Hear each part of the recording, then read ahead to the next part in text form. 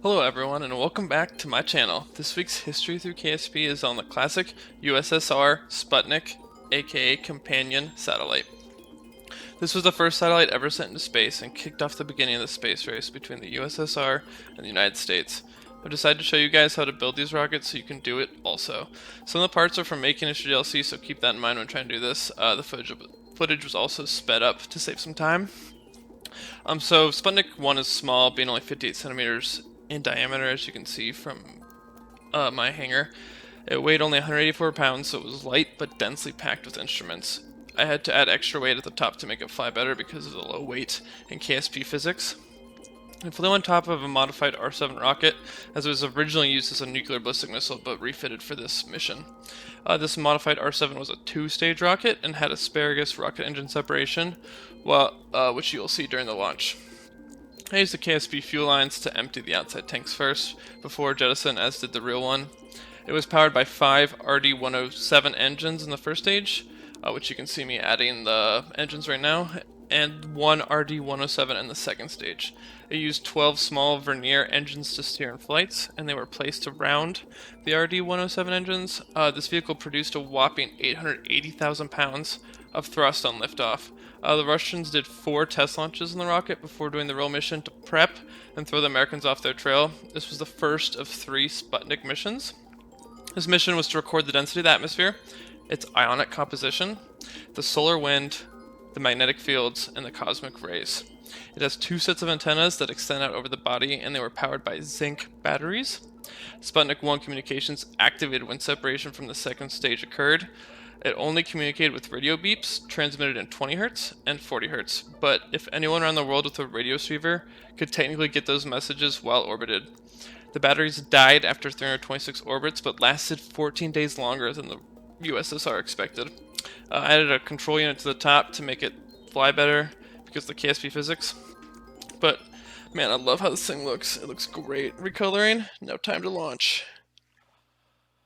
Alright, let's light this candle. We're going to throttle up and ignite the engines for liftoff. Unfortunately for the USSR, this was not a perfect launch. At 16 seconds in, the fuel regulator failed, causing engines to burn more fuel, but increased the thrust by 4%. They did not issue an abort because it did not throw the rocket off its trajectory enough, and it maintained course. Coming up is the asparagus staging as the outside tanks empty first. This allows us to lose dead weight, and it looks super cool. I reduced the outside engines to 85% throttle. Because the payload was so light, it would just fly through the atmosphere, and it was pulling way too many Gs, and so I had to throttle limit the outside engines.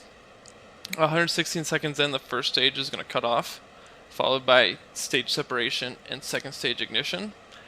This will then last 295 seconds in, when the second stage will shut down at a velocity of 7,780 meters per second.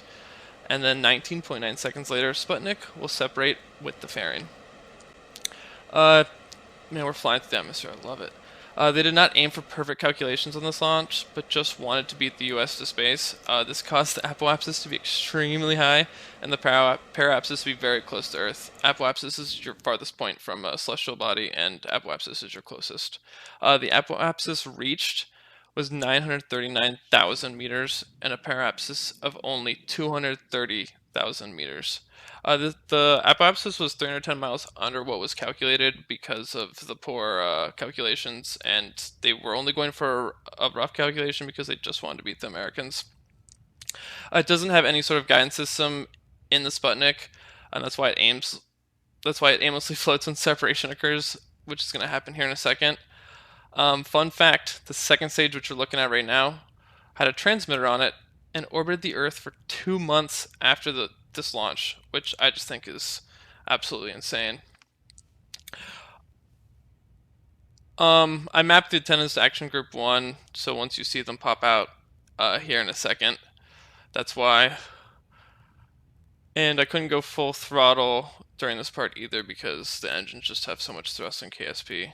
And so I would have gone out of the solar system, unfortunately. And boom, there you go. The antennas activate. And look at her float. That's so cool. Alright, do you guys want to hear a little sound bite?